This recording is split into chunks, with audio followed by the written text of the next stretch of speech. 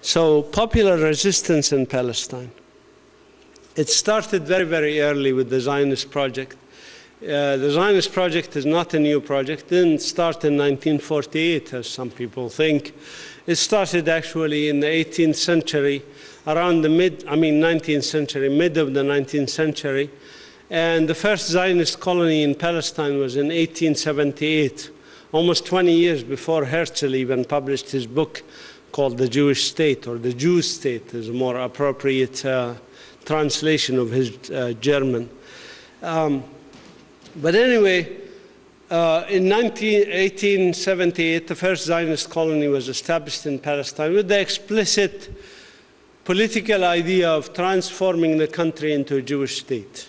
And within 2 years, there were nonviolent protests against this. And these nonviolent protests, led by people like these two gentlemen, continued for the next 45 years without any single bullet fired. For the first 40 years, basically, up until the 1920s, there was no violence in Palestine.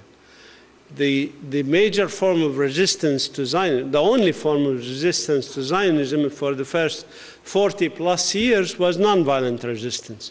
In the 1920s, there crept in some violent aspects of the resistance, and it crept in not because the Palestinians chose to respond violently to the Zionist colonization. It's because the British started using weapons directly against the Palestinians. The British occupation that started in 1917 immediately started using weapons against unarmed demonstrators.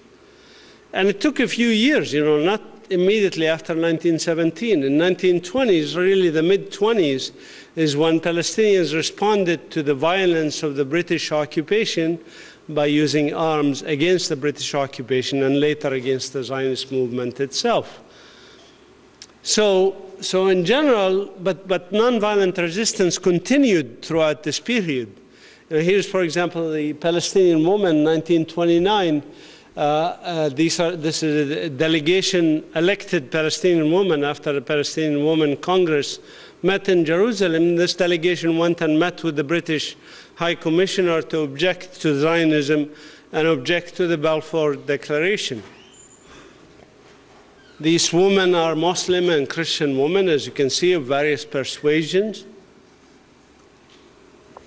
Some of them were even socialists and communists, some of them very religious conservatives, or these men who were gathering in protest, or these religious leaders in Palestine, 1932, for example, who led nonviolent resistance. These people, again, involved various persuasions, various sects of Christianity and Islam, and even one rabbi, by the way, was supportive of these efforts.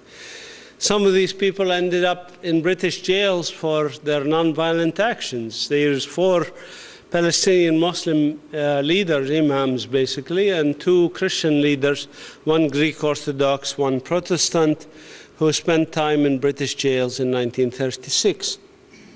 There are many of these religious leaders today. Here's a few examples at the bottom of such religious leaders, which I consider to be analogous to the religious leaders like Gandhi and Martin Luther King and Desmond Tutu in terms of leadership of the nonviolent resistance in Palestine. But of course, these leaders in Palestine, religious leaders, are not going to be shown on CNN or Fox News.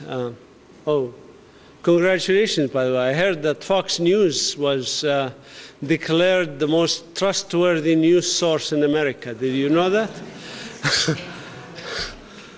I couldn't believe that. The American public was surveyed and chose that Fox News is the most trustworthy news source in America.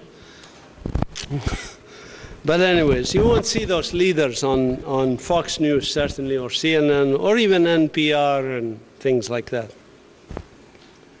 Now, for us Palestinians, of course, I do want to emphasize to exist on our lands, to continue our normal lives in our lands is resistance.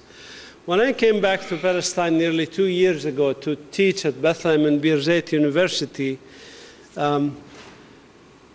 this has become I became more and more aware of this than anything else. When I see my students, for example, from the outlying villages who have to get up at 5 in the morning in order to make an 8 o'clock class, because even though the distance is only 3 miles, they have to travel 15 miles around the walls and the checkpoints and so forth to get to school. They are doing this in a form of nonviolent resistance because the Israeli army does not want them to do that. The Israeli army wants them to give up. Either leave their village, come to live in Bethlehem, or altogether leave Bethlehem. And the pressure that they put on people like me, for example, is the same way.